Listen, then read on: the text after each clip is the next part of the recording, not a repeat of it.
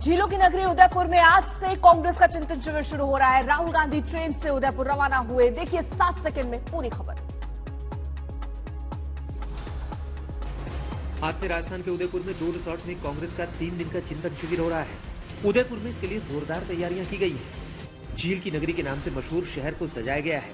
चौराहों पर कांग्रेस के झंडे लगाए गए हैं। चिंतन शिविर के आयोजन स्थल की तरफ जाने वाले रास्तों पर भी कांग्रेस के झंडे बैनर लगे हैं। शहर में खासतौर पर कई सड़कों को नए सिरे से बनाया गया है। चौराहों का रंग रोगन भी नए सिरे से किया गया। खुद सीएम अशोक गहलोत की सारी तैयारियों पर नजर है। चिंतन शिविर में पार्टी के 400 से ज्यादा नेता भाग ले रहे हैं। सीएम अशोक गहलोत समेत दूसरे नेताओं ने प्रेस कॉन्फ्रेंस करके चिंतन शिविर के एजेंडा के बारे में बताया।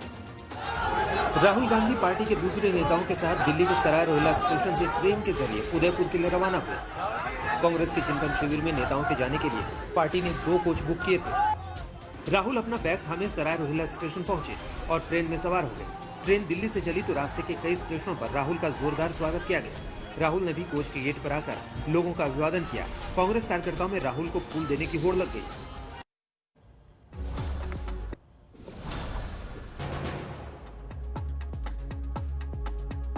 वाराणसी की ज्ञानवापी मस्जिद का सर्वे होगा, लेकिन ताजमहल के 20 कमरों के बंद तालों को खोलने की मांग पर फटकार।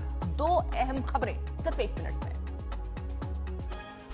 काशी विश्वनाथ मंदिर से सटी ज्ञानव्यापी मस्जिद के सर्वे पर रोक नहीं लगेगी। कल वाराणसी की एक अदालत ने ये फैसला सुनाया है। फैसले में कहा गया है कि 17 मई से पहले सर्वेक्षण कर कोर्ट में रिपोर्ट सौंपी जाएगी। कोर्ट ने कोर्ट कमिश्नर को बदले जाने की मांग वाली अर्जी को खारिज कर दिया है। हालांकि 2 अन्य कोर्ट कमिश्नर भी जोड़े गए हैं। कोर्ट ने बेहद सख्त लहजे में जिला प्रशासन को आदेश देते हुए कहा है कि कोई भी बहाना नहीं चलेगा। अगर कहीं ताला बंद है तो उसे खुलवाएं या तोड़वाएं, लेकिन परिसर के हर स्थान का सर्वे होगा। कोर्ट ने आदेश दिया है कि कमीशन की कार्रवाई सुबह 8 बजे से दोपहर 12 बजे तक होगी। उधर ताजमहल के तहखाने में बने 20 कमरों को खोलने की याचिका को इलाहाबाद हाई कोर्ट की लखनऊ बेंच ने खारिज कर दिया है। ताजमहल विवाद को लेकर हाई कोर्ट ने सख्त रुख अपनाया है। सुनवाई के दौरान कोर्ट ने याचिकाकर्ता को जमकर फटकार लगाई।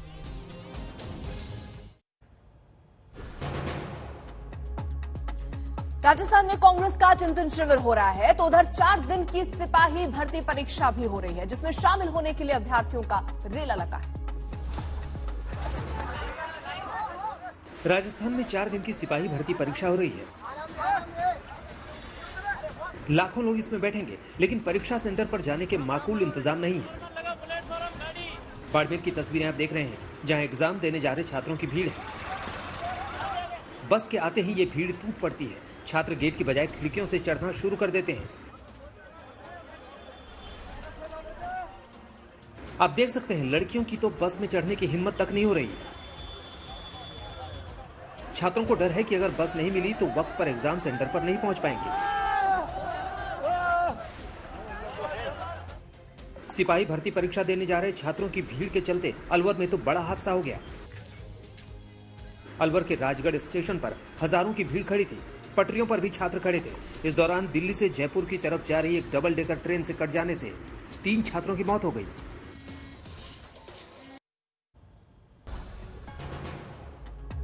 खबरें 30 सेकंड में शुरुआत। बागेश्वर में सरयू नदी से 3 मजदूरों के रेस्क्यू ऑपरेशन की।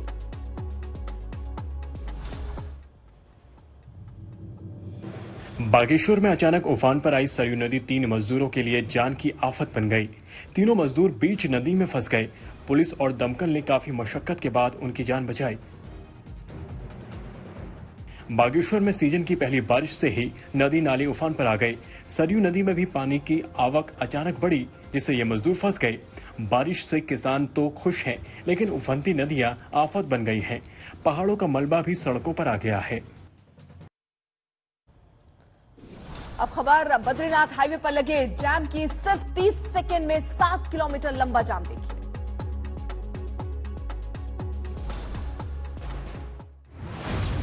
बद्रीनाथ केदारनाथ यात्रा के लिए आस्था का सैलाब तो दिख रहा है, लेकिन इंतजाम नाकाफी हो रहे हैं।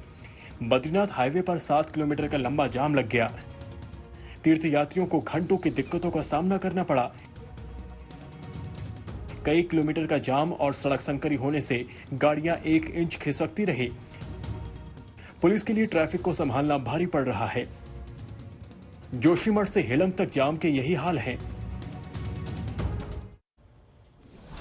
यमुनोत्री धाम में भी 4 धाम यात्रियों की डगर काफी मुश्किल है। देखिए उनका सफर क्यों है मुश्किल।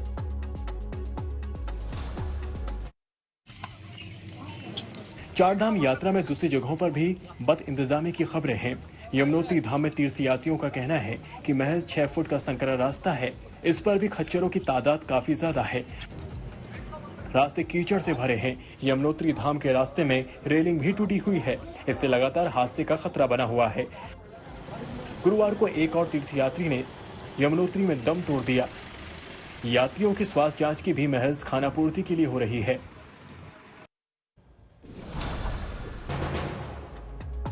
योगी सरकार के एक मंत्री आधी रात को स्कूटी पर निकले तो हर कोई हैरान रह गया। क्या था मकसद, ये रिपोर्ट देखिए।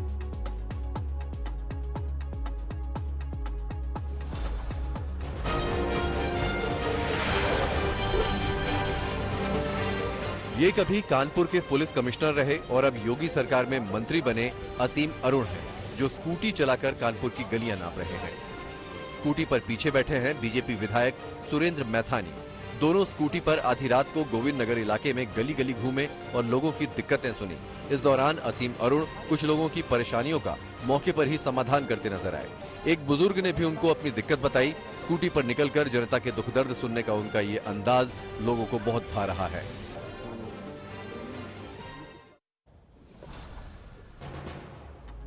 रायपुर में कल सरकारी हेलीकॉप्टर क्रैश हो गया। पूरी खबर सिर्फ 30 सेकंड में।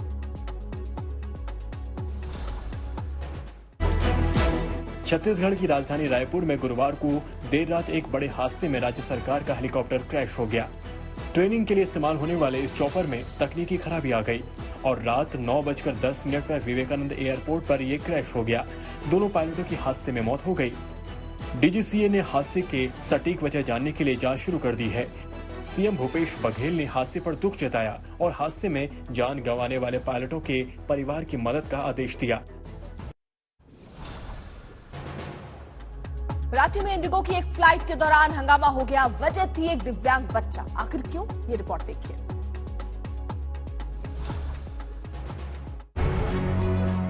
इंडिगो एयरलाइंस ने संवेदनहीनता दिखाते हुए एक दिव्यांग बच्चे को फ्लाइट पर चढ़ने देने से इनकार कर दिया। मामला रांची एयरपोर्ट का है।